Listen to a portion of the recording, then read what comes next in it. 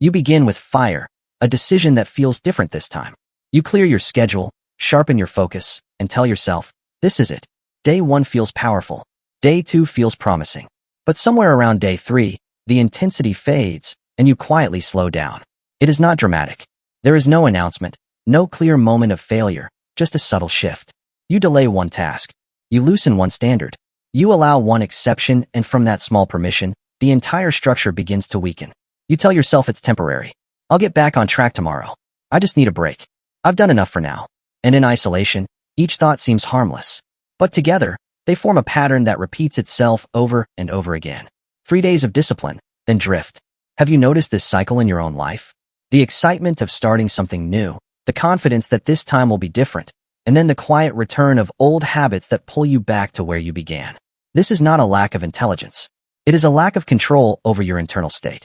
Most men believe momentum is built through motivation, that if they feel inspired enough, they will continue.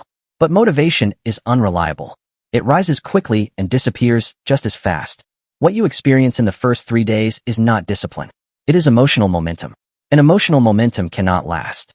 The early stage of any new habit is fueled by novelty. The mind is stimulated by change.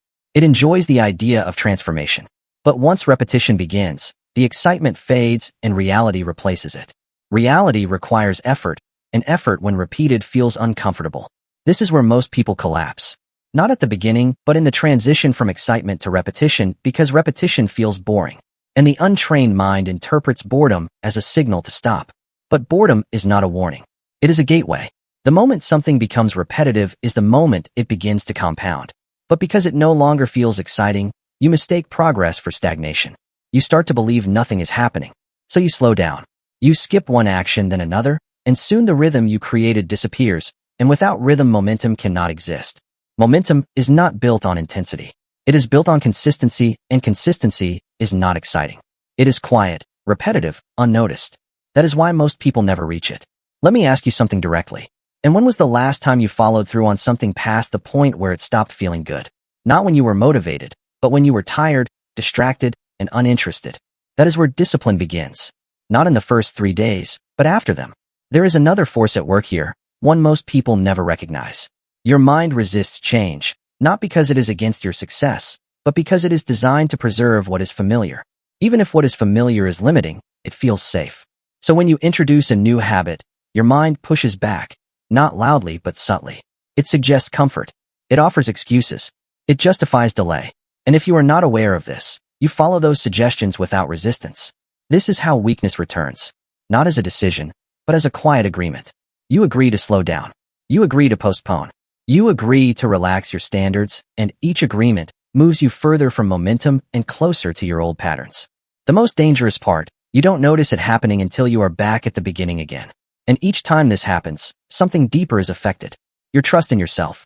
Every time you break your own commitment, your mind learns that your word is flexible, that your standards can be negotiated. And once your standards become negotiable, consistency becomes impossible.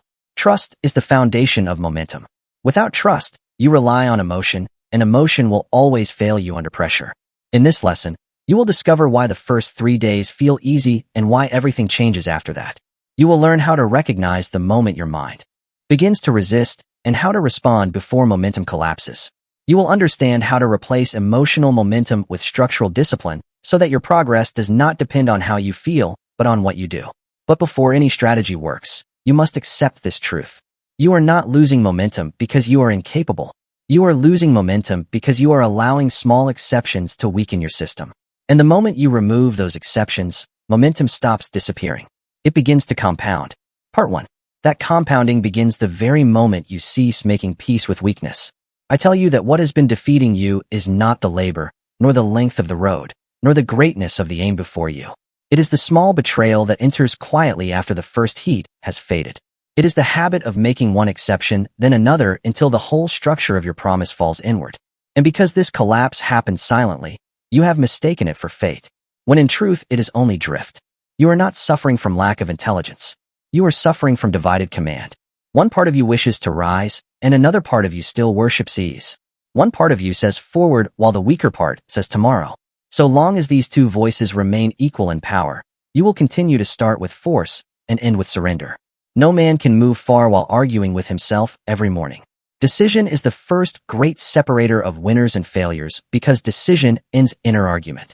I have seen men of little schooling rise to mastery because they learn to decide.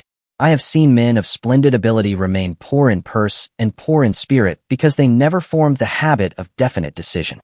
They considered, delayed, reconsidered, doubted, feared, hesitated, and by the time they were ready to act, the hour had already favored another man. You lose momentum after 3 days because you have not yet made your course final. You are still entertaining retreat as an honored guest in the house of your purpose. Burning desire is the starting point of all achievement. But desire must be more than excitement. It must be so definite, so intense, and so completely accepted by your mind that no passing discomfort can bribe you into abandoning it. Most men mistake the thrill of beginning for the fire of desire. They are not the same. The thrill of beginning comes from novelty. Burning desire comes from purpose. Novelty fades. Purpose deepens. Novelty seeks sensation. Purpose seeks attainment.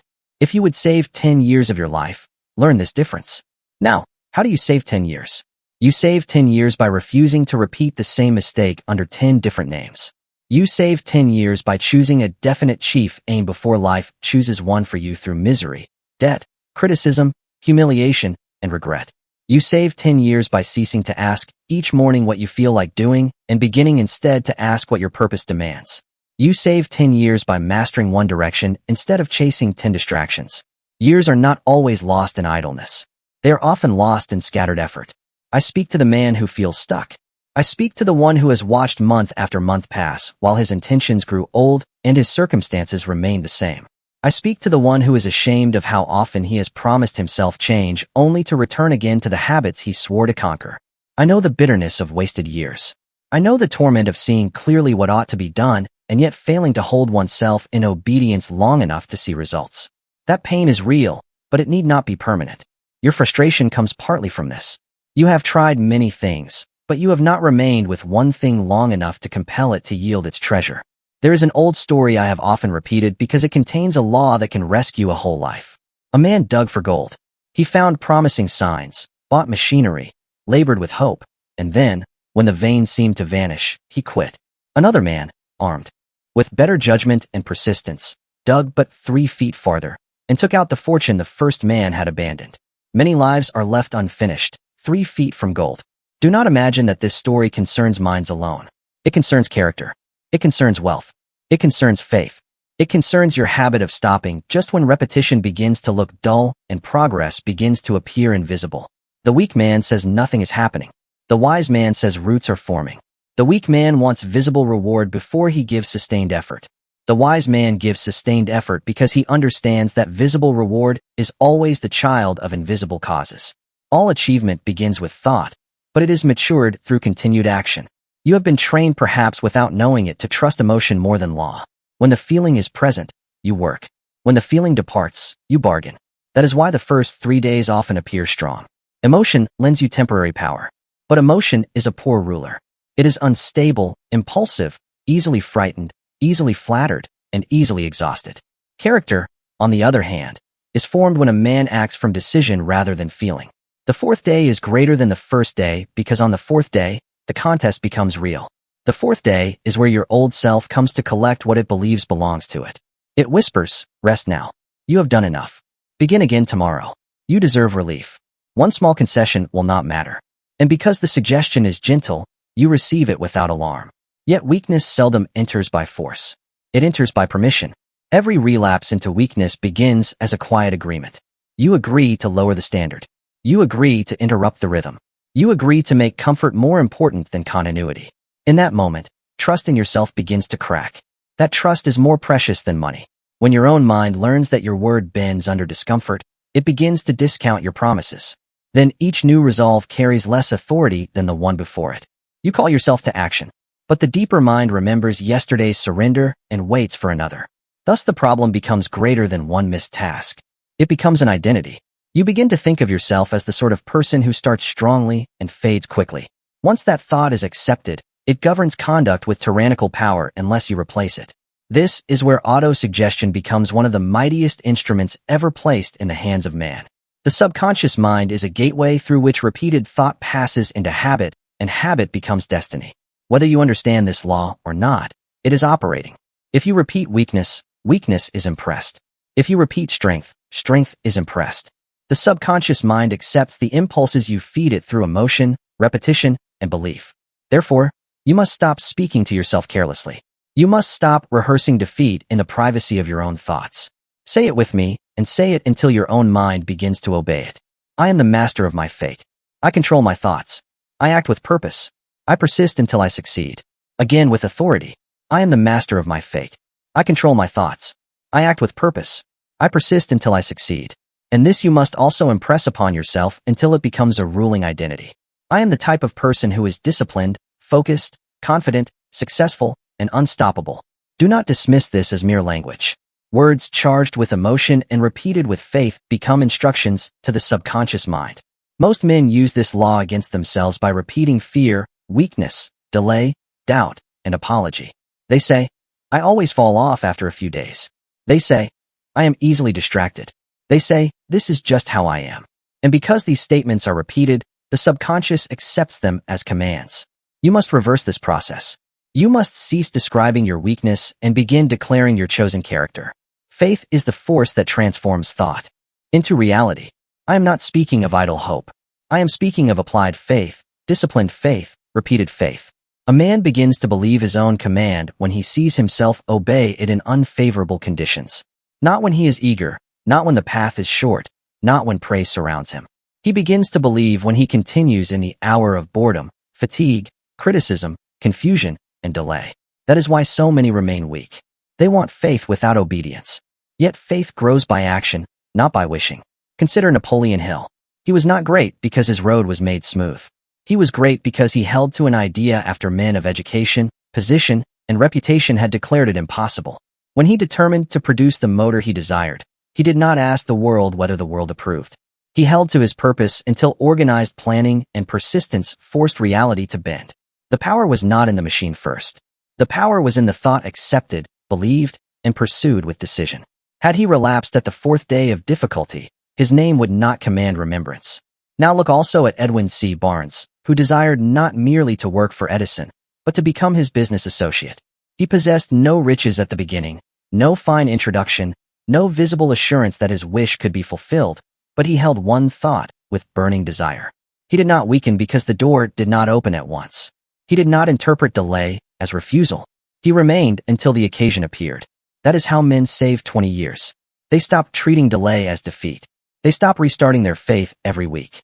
They hold one aim until opportunity, which often comes in disguise, is forced to reveal itself. Most people are not defeated by lack of opportunity. They are defeated by lack of persistence long before opportunity arrives. They grow weary in the unseen season. They do not understand that life often tests a man's seriousness by withholding immediate reward. If the reward came at once, half the world would appear disciplined.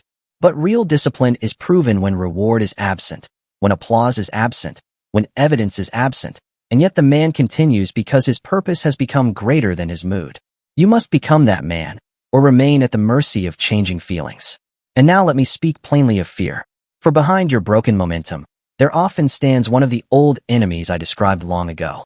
The 6 ghosts of fear, especially the fear of poverty and the fear of criticism. Many men break rhythm because deep within they are afraid their effort may prove useless.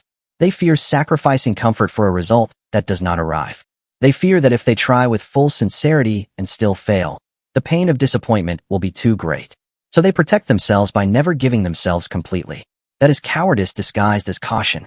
The fear of criticism is equally destructive. You want to rise, but you still listen inwardly for the laughter of others. You imagine what friends will say if you become too serious. You imagine how your family may react if you begin to change your habits, your speech, your standards, and your ambition. You imagine rivals watching for your failure. Thus, to avoid criticism, you weaken your own discipline until your effort appears harmless. Then, society leaves you alone because you no longer threaten its mediocrity. But the price of that acceptance is your own self-respect. If you would save 30 years, learn to endure misunderstanding early. Every man who becomes powerful first appears strange to those who have accepted weakness as normal. Friends may call you rigid. Family may say you have changed. Rivals may mock your seriousness before they envy your results. Society often criticizes in the beginning what it later admires when success has removed the danger of ridicule. Abraham Lincoln endured defeat, hostility, delay, and sorrow. Yet, he did not surrender his course to the opinions of the hour. A lesser man would have broken beneath that pressure. You must decide whether you prefer the criticism that comes from rising or the regret that comes from shrinking. One is temporary and useful. The other is corrosive and lasting. Every day you delay, you are not preserving peace. You are financing future bitterness. The years do not ask permission before they depart. They move on while you debate. That is why I command you now. Decide. Decide what sort of man you are willing to become. Decide what law shall govern your mornings.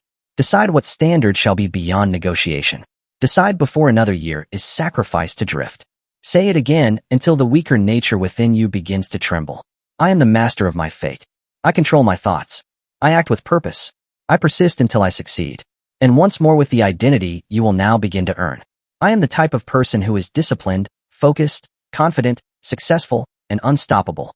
The man you are now may be uncertain, tired of beginning, ashamed of delay, and hungry for change. The man you become will be feared by his old habits because he no longer bargains with them. He will be respected by friends because his word has weight. He will be noticed by family because his presence becomes steadier, calmer, and more definite. Rivals will begin to watch him differently, not with amusement, but with caution. Society will see in him the marks of self-command. And all of this begins not with a miracle, but with thought accepted and obeyed. Part 2. When you understand this, you will cease asking why your momentum disappears and begin asking what authority you have truly established over your own mind. For the mind is both a broadcasting and receiving station for thought. And if you do not deliberately govern what it receives and what it sends forth, it will fill itself with stray influences, fears, excuses, borrowed opinions, and the deadening suggestions of those who have no aim worthy of imitation. A drifting mind cannot build a powerful life. A directed mind can remake one. You must appreciate how subtle the return to weakness truly is. It seldom arrives wearing the face of open rebellion. It comes dressed as reasonableness. It says be moderate. It says do not be so hard on yourself. It says one day does not matter. But if your aim is small, perhaps one day does not matter. If your aim is greatness, every day matters because every day leaves an imprint. Repeated days form months. Repeated months form years. Repeated years form reputation, fortune, character, and destiny. That is why trifles are not trivial.